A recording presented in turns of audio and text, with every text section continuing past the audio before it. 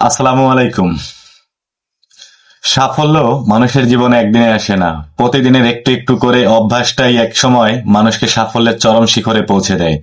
আজকে আপনি যে বিষয়টা নিয়ে চেষ্টা করতেছেন, যে বিষয়টায় আপনি পারদর্শী না, কিন্তু বারবার ভুল করতেছেন, যেই জিনিসটা আপনি করতে চাচ্ছেন সেই জিনিসটা হচ্ছে না, তারপরও আপনি থেমে যাচ্ছেন না, এটাই হচ্ছে আপনার সাফল্যের মূল শিকড়।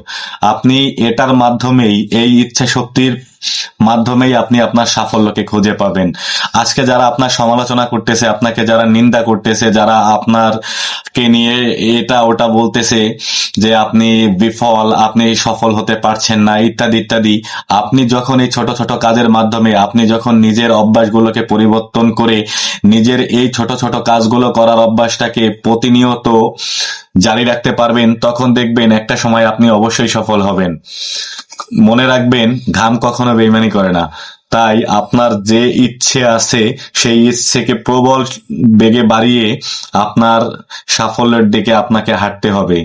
আপনার সাফল্যের পথে আপনি চেষ্টা না করলে আপনাকে কেউ নিয়ে যেতে পারবে না। তাই কে কি বললো না বললো, কে গীবত করলো, কে সমালোচনা করলো, কে আপনাকে ভালো বললো মন্দ বললো, আপনি আপনার যে কাজটা আপনার সাফল্যের জন্য, অবশ্যই সেটা যদি নেক নিয়ত হয়ে থাকে এবং সেটা যদি জনকল্যাণমুখী এবং নিজের পরিবার ও নিজের জন্য কল্যাণকর হয়ে থাকে, তাহলে অবশ্যই আপনার সেই দিকে ফোকাস রাখা উচিত।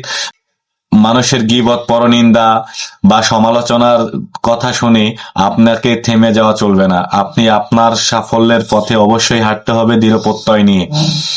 আপনি যখন একটা কাজ প্রতিনিয়ত করতে থাকবেন, অভ্যাসে পরিণত হবে এবং আপনি যখন সেটার সম্পর্কে অনেক বেশি অভিজ্ঞতা অর্জন করতে পারবেন, তখন অবশ্যই আপনার সাফল্য আপনার দোরগোড়ায় এসে নড়া নাড়বে। ভালো থাকবেন।